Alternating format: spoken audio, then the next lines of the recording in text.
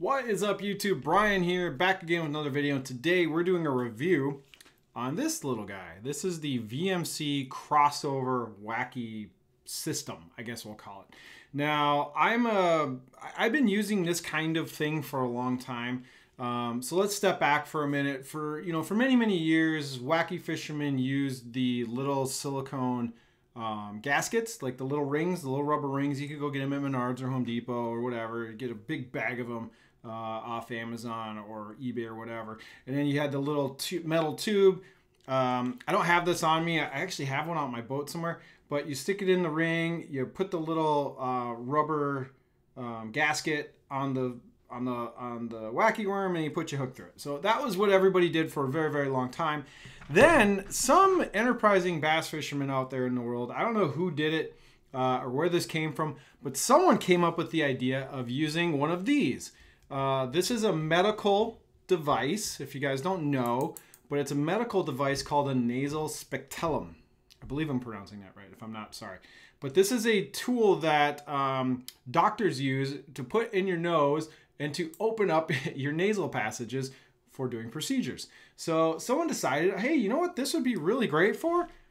Senkos and worms. And then, spreading out something to put onto a bait. So, ingenuity, creativity, whatever, these started being marketed as Wacky Tools. Now, for many years, a lot of people were buying something like this. This is a 0.5 millimeter silicone tube. This is medical device, medical grade. I don't know exactly who makes this or what the application is because it's very flimsy, so it's not like you'd be running anything pressurized through this. But people were buying big giant spools of this stuff and then chopping this up into little rings, selling the big long strips, selling spools, and then buying these nasal spectellums. I saw a lot of people on Facebook many years ago who were like, I'll do wacky kits, and they were buying these things, a bunch of the tubing, and then they were selling it as a package. And then you 25 bucks or 30 bucks, and they'll send you a bunch of the tubing. And then you essentially put this out on your boat, and you cut this up into little pieces and you use it for your wacky rigs and your Nico rigs. Now, some companies have decided to take this idea and make it a little easier and more accessible, like Arsenal. Arsenal has a really good version of the nasal spectellum where they plasti dipped the handles to make it more grippy. And then they have the silicone rings, the tube already pre-cut into rings, and you can just buy those. And they're very good. I actually have the Arsenal Wacky kit, but I gave it to my dad because he really likes it, so I hooked him up. So he's got that kit. I have this thing that I bought off someone locally a long time ago, and I'm still going through this tubing. I have a ton of this tubing, and it's taken me years to go through this stuff because you cut a bunch of little rings into it, you just throw them in the boat, and then you use them.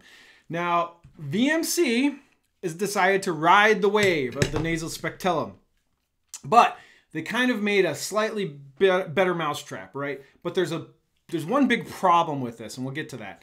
Now, what I like about this is the crossover system. So they basically took the design of the nasal spectellum, they made something completely new out of it. So this shows the money that VMC has in R&D, where they can actually just build a whole new product versus taking the existing nasal spectellums and then just making it red or something, or whatever. So they put some R&D into this. So a couple of the things I like about this particular model of the tool: it's plastic. This is stainless, and they do tend to rust a little bit. Well, actually, I don't know if it's stainless, whatever it is, but these do rust a little bit, but is that really a big deal? Who cares for a tool that's just for putting on rings? But plastic is nice. It means it's not going to rust. Plastic also means it could crack or break. I don't know. I've stepped on this thing a couple times with shoes and it didn't break. One of the other things too is if you notice there's a spring. So the spring means it's a wear part, which means the spring could pop out, spring could wear out and break. I highly doubt it, but just to know, I mean, this thing is like 10 bucks, so it is what it is. But the one thing you got to call out is they put storage compartments. This is genius. Like, I love good engineering, and whoever came up with this idea of, hey, let's put everything into the tool, give it a little storage compartment. So this thing's like a little lunch box, right? So you get a little,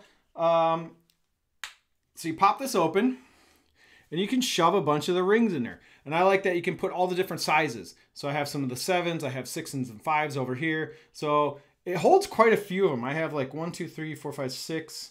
You can shove about 6 or 7 rings into each one of these compartments. But what's nice about this is you don't have to bring a separate baggie or whatever with the rings. You can keep them on this. You can just throw this, like if you're a bank angler or you're a kayak person, or you throw a bunch of stuff in your truck, you just throw this in your bag. You don't have to worry about all the rings because they're in here. So that's cool. Love this.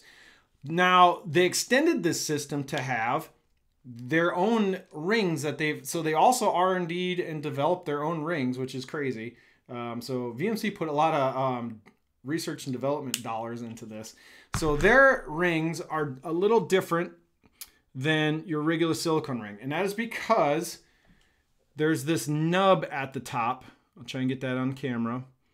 And it allows you to hook the hook 2 different directions right out of the box. So I have a VMC Nico hook. This is a 2-aught. This is way bigger than I would use in real life, but I'm just going to use this for demonstration purposes. So if I want to go wacky, I will go sideways through this right here. So it goes like that for wacky, right? But what's cool is, hey, I'm going to switch to Nico rigging. I'm done throwing the wacky room. I'm going to throw a nail weight and I'm going to Nico rig. You can literally just back this thing out and kind of rip it out. It pops out. Doesn't do that much damage to the ring, and then you just go the other direction. Now we're set up for Nico rigging. Now I like these rings in the fact that they're really durable. I have a rod where I've been using the same ring on my wacky setup for about 5 fishing trips now, and I still have the same ring on there. I just keep replacing the worm. These things are super durable. One thing I was worried about with this ring setup with this nub is that when you hook a fish, the best thing for this wacky worm to do when you're fighting a fish is just get out of the way. You kind of want this thing to move and slide up. And I will say when the hook is wet, I mean it's in the water, and the silicone is wet, this thing when you're fighting a fish goes up the line. So it goes shoop, it goes, I mean this is kind of a bigger hook, but it goes up the line, gets out of the way when you're fighting a fish, which is great. But I will say that getting it back down over the eyelet and back onto the shank of the hook after you've landed the fish, especially if you have wet fingers, can be kind of a pain in the butt. Like I'm literally like holding the line and I'm shoving this thing and trying to like pull it down and pop it over the eyelet and get it back on there. You can, it's just, sometimes it's a little frustrating, especially if you have wet hands and everything's wet and you're trying to get this thing off the line back onto the hook. So a little annoyance, but it's not really a problem. It just takes a second. So anyway, I like the rings. I like that you can just quickly switch back and forth. It doesn't do much damage. They're super durable. You're not going to go through that many of these things. Like I said, because of the fact that it just gets out of the way, and this plastic, I mean, you really got to pull on this thing. Look at here. Let's see if I can break one of these. Let's see how hard I got to pull. I'm legit going to pull on this. So took a little bit. Now I broke this one. This one's toast. But I did it in the name of science. Let me see if I can read. Yeah, that thing's toast. But even if it ripped that way, I think I could still rig it the opposite direction. It'll still work just fine. Because I only ripped it up through the middle. Yep, see? So I can still use this as a Nico. So I ripped it on the wacky side, but I can still use it as a Nico, which is kind of cool. I mean, and obviously you don't even really need to use the little humps. You could just put the hook right through this thing, and it's going to work just the same as well. So anyway, I do like the durabilities of these things. Here's the number one problem around this whole system is the cost of these rings. So when you break down the pricing on these are almost 44 cents per ring. VMC is making a killing on these stupid things because I know they're selling a lot of these. I've seen some sales statistics or whatever. VMC is selling these like hotcakes, and people are buying the crap out of these rings, and they're making a killing because I'm sure these things are like a penny, and they're selling them for like 44 cents a piece. Now, when you go to like the Arsenal kit, you're getting them for about 11 cents. So each ring, when you do the Arsenal kit, is about 11 cents. But when you're going to the VMC, 44 cents per ring. So these are 100% premium. So you got to keep that in mind. So if you're very cost conscious, this is not the best cost-effective system. It is great for convenience. It's great for durability. It's overly engineered, which is pretty awesome. I like this system a lot. I was expecting to kind of hate it and be like, well, this is stupid. It's just it's over-engineered. It's a little too fancy than you need. This system's been working for me perfectly fine for years. However, I gotta admit, after using this for a week or two, I'm smitten. It's a good system. If you don't mind the cost, you're not gonna have to buy a ton of these rings because, like I said, they're extremely durable. I think if you buy a couple packs, they're probably gonna hold you over for like a couple months. Like I highly doubt you're gonna go through a lot of these things. So anyway, A+ product. C on the price. The tool's fine. They're all about $10, but these rings are expensive. I think that you could use my code. Go grab them off of Omnia. Check the description. So you can get a little discount on these things here and there. Obviously, if you're like a student angler, you're gonna get these things through the Rapala portal at a big discount. That kind of stuff. So anyway, I like this. I mean, these are all great. There's really not a right or wrong way to go about using these kinds of tools. However, the old school nasal spectellum has been slightly upgraded and slightly re-engineered by VMC. They did a great job. I love the engineering on this. I love the rings. Like, they killed it on this, but the cost is a little higher. You're paying for that R&D. So I'm guessing they're recouping all the, I mean, they had to come up with molds for these things.